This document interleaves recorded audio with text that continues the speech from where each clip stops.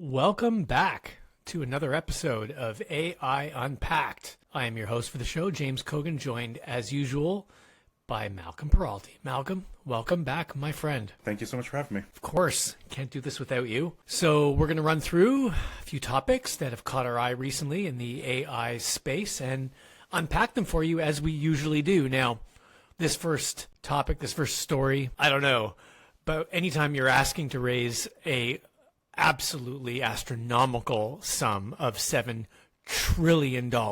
I mean, what did you think when you first saw that? I thought it was great for headlines. And I guess if you really wanted to create a whole bunch of like physical, real chip manufacturing fabrication places, that would be the kind of money that you would need. I think for me, though, when I read on, I think it was like the Register, that it's like 14 times the total revenue for the entire semiconductor market last year, I was kind of like 14 times? Like that just blew me away. The amount of money that Sam is hoping to find out in the world to deal with this chip shortage is just immense. It's unprecedented.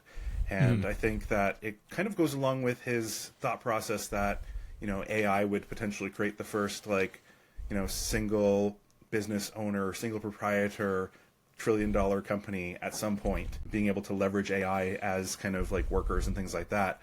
But that kind of vision of the future can't really happen unless we can get past this current barrier where there's only a few companies that are making chips that can do this kind of AI work. And so I agree with him that it needs to happen. I just don't know that he singularly can rummage up enough money to make this happen. Yeah, I mean, to your point about context here, like, you know, $7 trillion is, like you said, 14 times what the entire semiconductor industry does as far as revenue in a given year. In addition, I mean, you know, the same article mentioned that you could literally buy NVIDIA, Taiwan Semiconductor, Broadcom, Samsung, AMD, Intel, Qualcomm, and still have a few trillion in your pocket left over. On any given day, Apple and Amazon vacillate on what's the most valuable company on this planet, and that's valued somewhere in the neighborhood of roughly $3 trillion. So if Altman were even remotely successful at raising $7 trillion, it would blow the doors off of every other company on this planet in terms of valuation. OpenAI would just instantly be by far the most valued company in the world. So it's a crazy, crazy ask to expect to raise $7 trillion. Now, there's a few other things to mention with this. One is, you know, this to even call this shot. You know, we know that OpenAI went through a pretty tumultuous period of time where some key people left. And Sam Altman at one point got kicked out of the company. Now he's back.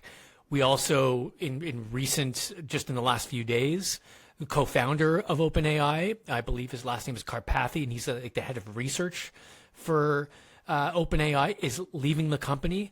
So to even call this shot of wanting to raise $7 trillion, I think it speaks to the consolidation of power and leadership that Altman has now galvanized within the company for himself. You know, you can't make this claim. You can't say, I want to go raise $7 trillion unless you've got the clout and you've got the power and you've got the brand and you've got all of that working for you to even put it in the sphere of possibility. So I think, you know, that definitely shows that Sam Altman he's the guy. He's got this company now by the tail, and he's now looking to do something absolutely crazy with respect to raising funds to get this semiconductor power. Now, the other point that I want to mention, and I think this is an important one, and that is that semiconductors, I mean, to your point about there being only a few companies, you know, that are essentially manufacturing this stuff, you may recall in 2022, Joe Biden signed a bipartisan bill, the CHIPS and Science Act of 2022, which basically stated that semiconductors were a national security issue. Okay? So the White House has made it clear that, you know, keeping semiconductor manufacturing in the United States, making sure that they're on the bleeding edge of this technology and innovating in this space is critical, not just for the economic future of the United States, but also for the security of the United States. So when you think about $7 trillion to raise, you can't just go to Silicon Valley VCs and say, I want to raise $7 trillion. There isn't enough. So where are you going to go to raise those kinds of funds? And there are obviously sovereign wealth funds in the Middle East. And when you think about $7 trillion in semiconductor compute power, what's going to power that as far as energy? So now you're looking at oil-rich countries with sovereign wealth funds. They've got deep pockets. And now you start to run into all kinds of antitrust issues, governmental issues that are going to say, hey, you know what? You just can't go raise trillions of dollars from Abu Dhabi and circumvent essentially basically the whole point of drafting a law essentially to restrict the manufacturing and the whereabouts of capital for semiconductor power. So there's a lot of issues with even just wanting to raise this kind of money to get all that semiconductor power and where that would even come from. Agreed? Yeah, and I also want to circle back around to where do you find this kind of money. And the U.S. Defense Department spent around $700 billion in 2022, according to the Office of Management and Budget. And so this one company is looking for 10 times the money that the U.S. spends on military might in a year. So like that kind of reframes that discussion as well in my mind a little bit. And secondarily, one of the ancillary things that we need to think about is no matter who creates these factories, no matter where they are in the world, a lot of the precious metals that are required to make them are only available in countries like China. So you're talking about like rare earth Correct, elements yeah. and things like that. Okay. Yeah, so it might be kind of a moot point to kind of discuss some of this, or like doubling the chip manufacturing if we don't have access to the resources to make them. So I don't know. I don't think that this is going to really go anywhere. And I think that it was great for headlines. And I think that, something has to happen with this consolidation of power towards NVIDIA that we've been seeing and their stock prices going nuts. Sure. And I can see that they want to play in this space, but I don't know if OpenAI is the company to do it. I think that, the people that are already manufacturing chips are probably in a better location to really exploit this demand than a company that is traditionally continuously working from a software perspective rather than a hardware perspective. Sure. A couple of things to mention on that, which is one, we know that NVIDIA recently announced that they're basically going into AI. They're launching an AI tool, I think it was called RTX, which is like basically their version of a chatbot that runs on their chips directly or something along those lines. Yeah, it's already out. Any of the, I think, 30 series or higher. So if you, I think it's like 3080 or 3090 or the 40 series cards or higher, will all be able to use their like RTX AI as a large language model / huge AI advantage for people running those graphics cards to be able to run AI on their local machines. Right. So again, this is going to get messy because you've got software companies like OpenAI that want to go into hardware, and you've got hardware companies that have the chips that are not going to sit idly by and just let the software companies rule the day. They're going to go into AI themselves, right? Yeah, for sure. And I think that, the issue that we have is a cost issue. And I mean, the $7 trillion really frames that entire argument. And one of the things that you and I have kind of discussed in some of the show notes here is maybe there needs to be a change in how we think about AI models going forward. And I'd love if you would kind of highlight your thoughts on that. Yeah, and the last point I wanted to make is that if you want to raise $7 trillion to get all of this compute power, suffice to say that he doesn't want to raise this money to make probably even GPT-5. This speaks to AGI. This speaks to maybe even super intelligent AGI. And, I just think it's an interesting kind of barometer because we've also discussed when's AGI coming, when's super intelligent AGI coming. And I guess if you want to raise a 1-ton gorilla, you're going to need a lot of bananas. And if you start to see a whole bunch of bananas go to one place and aggregate in one place, then you might be closer to seeing that 1-ton gorilla appear. So if OpenAI is going to get close to this, if they're going to start to aggregate a lot of this compute power, then I think we're going to see AGI or super intelligent AGI not too far off from them getting this kind of semiconductor power. Fair enough? Yeah, completely agree. Yeah. So that's a good segue, though, because, again, we're talking about LLMs. We're talking about all this, crazy compute power and energy needed in order to fuel those ambitions. This might lead to something different. Maybe the next big trend in AI on the horizon or in the very near future will be this notion that we're going to have small language models that are going to proliferate throughout the industry and in various different devices. LLMs, obviously, we're talking these are huge models that require massive data sets, tremendous amount of energy to crunch all of that. So what about small language models? What about models that are much leaner, that require much less compute power, that could run locally on devices like mobile devices? And the advantage, of course, with small language models is that as we get into things like the enterprise or healthcare, there's security concerns, right? So do you want to have a large language model potentially networked, or do you want to have something that's run locally that you can properly, secure down and just have a very narrow set of functions? So I thought that was an interesting kind of viewpoint as, we continue to talk about so much of this semiconductor power. If the small language models and sort of narrowing the focus for certain types of AI and generative AI, how this might be a big trend. What do you think about that, Amal? I agree. I've been a big fan of the agent-based model for AI for a long time now. I think that having AIs focused on different tasks and having some kind of, controller system above that to interact and combine and use those agents is a much more efficient way of building out a more broadly useful AI system. And the idea of having, an embedded AI on my device that maybe isn't necessarily as smart as something like GPT-4 or better could be useful in some ways, especially if it has the opportunity or option going forward to interface with other agents that are trained or specifically built for different purposes.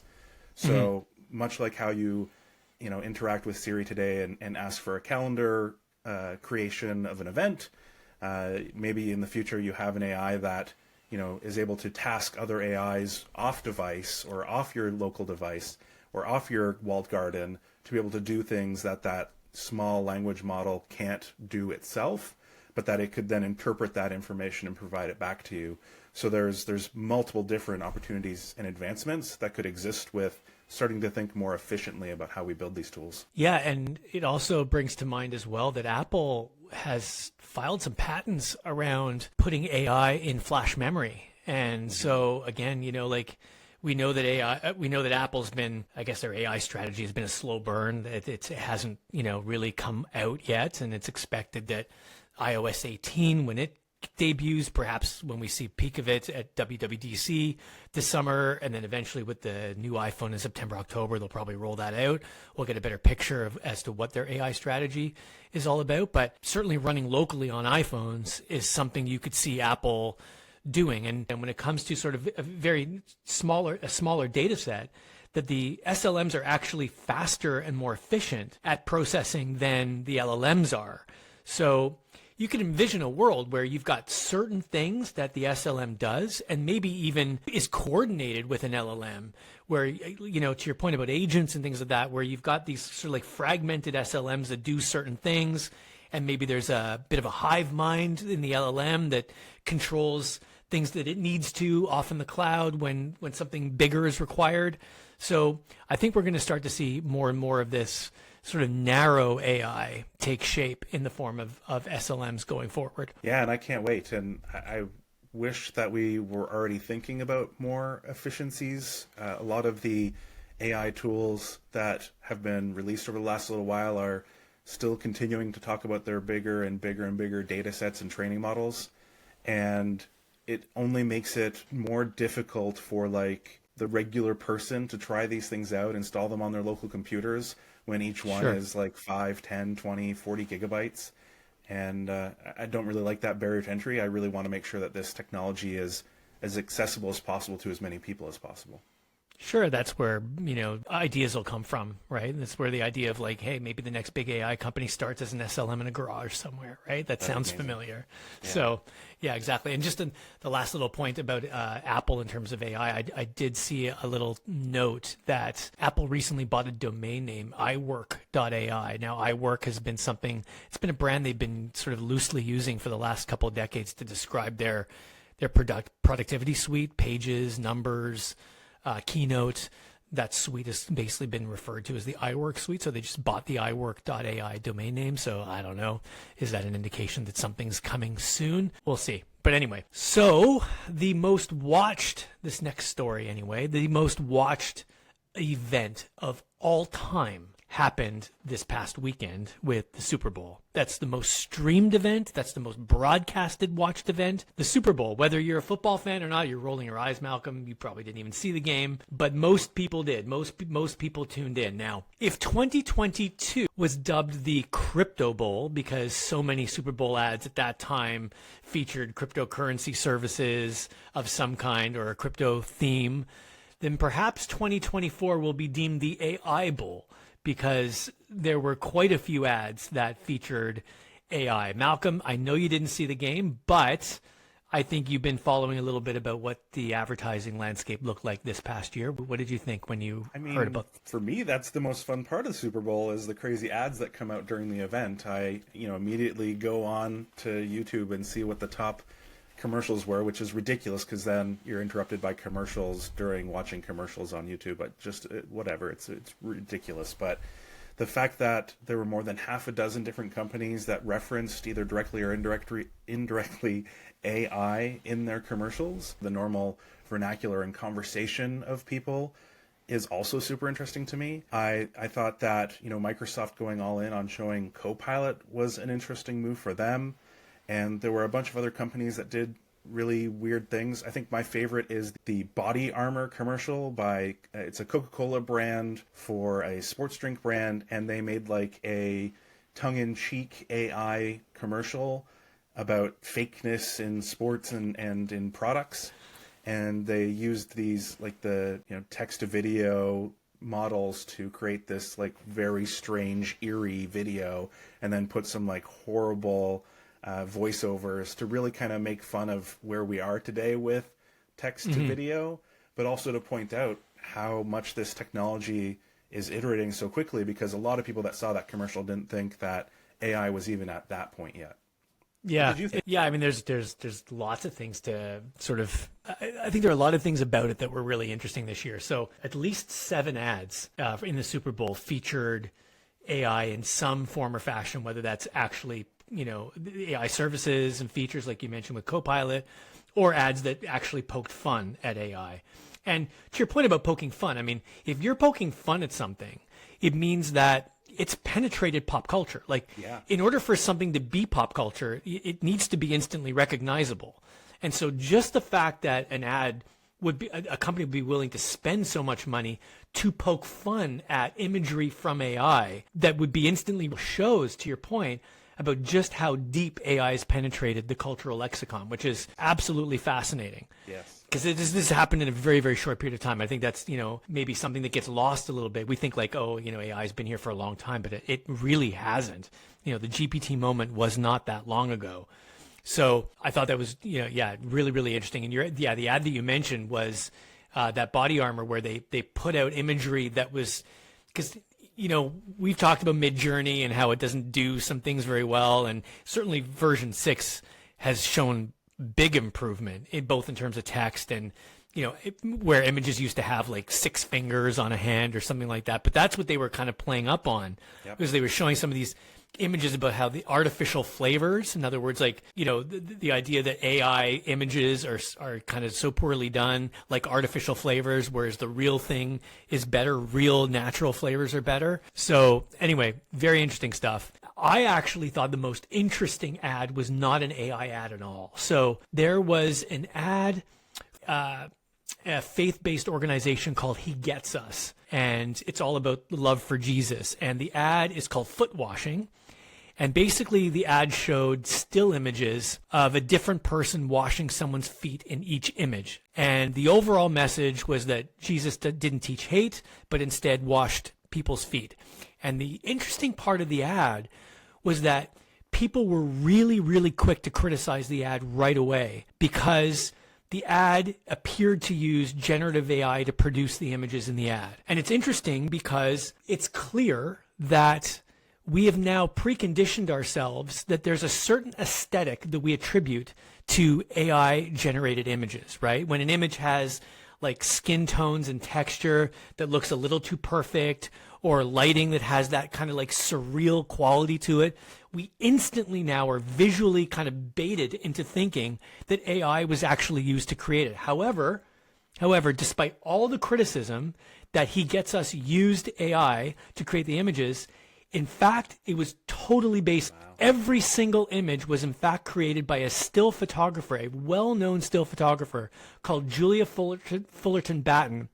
And she has a specific kind of fine art way to do her photography. She uses street cast models, creative locations, cinematic lighting, and color grading that are all hallmarks of her work. And you can check out her portfolio online, and you can see that her images just have that, I get it, like has a little bit of that AI kind of look to it, but they're totally real, totally done through her amazing expertise. She's like a Hasselblad master. Her portraits have been in the National Portrait Gallery in the UK. She's been commissioned by, she's in the Musée in Lausanne, Switzerland. So like she's extremely well known, but yet the images just had that AI kind of look to it, and people immediately criticized because it looked like it was AI, but it wasn't. So it just goes to show that like is real, but we can also be fooled into thinking that something that's very real was created in AI, and not necessarily true. That's wild. And they probably didn't even think about the fact that having like proof of effort or proof of work for this commercial would be a requirement to make people interested in it. But I guess the narrative of, oh, they must have used, generative AI is also kind of an interesting attention grabber as well. So hopefully it was a successful for sure. campaign. Yeah. No doubt. So maybe the fusion of humans and AI is very much well underway, because we talked about pulp culture. It'd be interesting to see if Altman can somehow end somewhere on a planet with all of this bags of cash to create semiconductor manufacturing for his OpenAI efforts. But this brings to the end of this episode. We look forward to bringing you the next one. Thank you for listening. Please like and subscribe wherever you see this. On behalf of Malcolm and myself, we will definitely catch you in the next one.